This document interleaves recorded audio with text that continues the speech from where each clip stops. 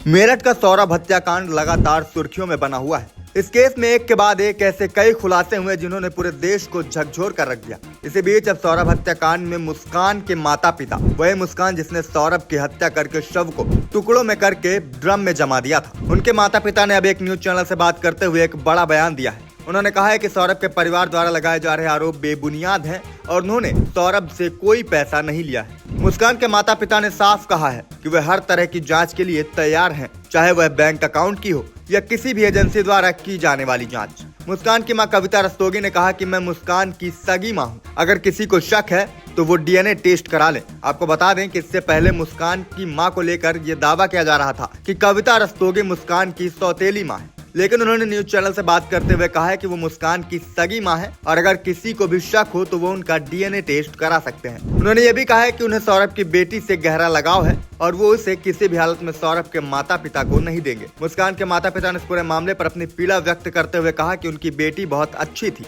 लेकिन गलत संगत में पड़कर बिगड़ गई। उन्होंने स्पष्ट शब्दों में ये कहा है कि अगर उसने यह अपराध किया है तो उसे फांसी होनी चाहिए। मुस्कान के माता पिता ने यह भी बताया कि सौरभ की हत्या के समय उसकी बेटी उन्हीं के पास थी। उन्होंने कहा कि 1 मार्च को खुद सौरभ अपनी बेटी को हमारे पास छोड़कर गया था। जब मुस्कान हिमाचल से वापस लौटी तो उसने मुझे वीडियो कॉल किया था। जब मैंने सौरभ के बारे में पूछा तो उसने कैमरा घुमाकर पीछे की तरफ इशारा किया, जहां नीला प्लास्टिक का ड्रम रखा था। इसी वजह से उसकी बेटी कह रही थी कि मेरे पापा ड्रम में है। मुस्कान के माता पिता ने यह भी कहा कि वे अपनी बेटी के लिए किसी भी तरह की कानूनी लड़ाई नहीं लड़ेंगे। उन्होंने साफ शब्दों में कहा है कि हम न वकील करेंगे और न ही अदालत में उसकी पैरवी करेंगे। बता दें कि बीते दिनों सौरभ की हत्या की खबर सामने आने के बाद पूरे देश में सनसनी मच गई थी। तो इस वीडियो में फिलहाल इतना ही। इस पूरे मामले पर अपनी राय आप हमें कमेंट सेक्शन पर दे सकते हैं और लगातार खबरों से अपडेट रहने के लिए हमारे YouTube channel IBC24 UP UK को सब्सक्राइब करना ना भूलें।